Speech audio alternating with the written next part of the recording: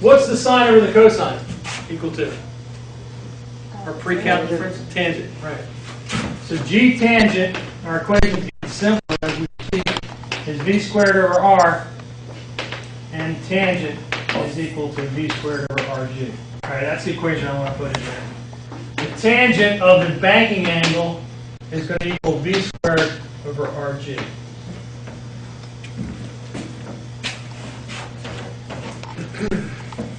All right.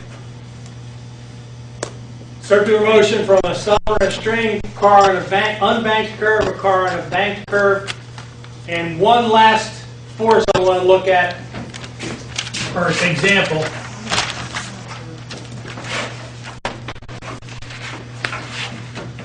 is satellite motion.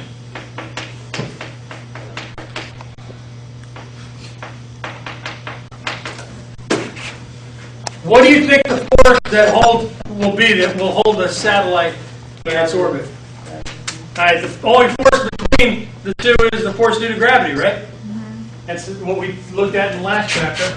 So we're going to throw gravity into that for the force that keeps a satellite in orbital motion. Again, remember back to our original example, the string and the stopper. The string had to be pulling on the stopper all the time to keep it circling around the center of the circle. Now we have, between the Earth and the Moon, Earth and the satellite, the Earth and the Sun, the pull between the two objects is actually now the force due to gravity between the two. So free body diagram, we don't have any other forces other than the force due to gravity. If you want to put mg there, very simple free body diagram. All right, what kind of equation do we have for satellite motion? Well, what's the force that produces the centripetal force? mg. And it's force due to gravity, and what's the equation for? mg equals mv squared. Well, let's get the big equation. Force equation. G m1 m2 over r squared is going to produce the mv squared over r. All right, now I'm going to put pictures in here because let's take the Earth, for example. The satellite's mass we'll call m1, and the other m will put the mass of the Earth. If the object was circling around Jupiter, you would put the mass of Jupiter as the other mass. If it's the Earth around the Sun, you'd put the Sun's mass there. What happens to the M1?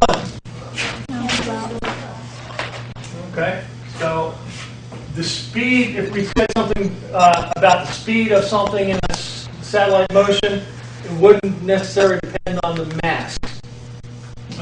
It would depend on other quantities. And this r is the distance between the center of the Earth and the center of the satellite. This is also the distance between the center of the Earth and the satellite. We've got two factors on the one side, one factor on the other side, so what happens? One of them cancels out. Multiply both sides by r and get rid of one of those. So our equation ends up being V equals the square root of G times the mass of that object that's producing satellite motion over R. V equals square root of Gm over R. Now, if we looked at, for example, the Earth, how fast would a satellite have to travel to stay in orbit around the Earth? Well, here I'll give you the minimum. G is 6.67 times 10 to the negative 11th Newton meter squared per kilogram squared. The mass of the Earth is 5.98 times 10 to the 24th kilograms. And the radius of the Earth is 3.8 times 10 to the 6th. All you have to do is put those three numbers into a radical and put it in your calculator, and you find out how fast a satellite would have to travel to stay in orbit. Right. We use it in the space program. We use a lot of units, miles per hour. It's about 17,000 miles an hour. We use the metric units as well. When you did that calculation, it's -11, 5.98 24 divided by 6.38 E6.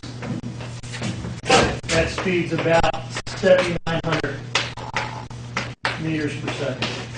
All right, comes out to be about 17,000 miles per hour. Interestingly, Sir Isaac Newton,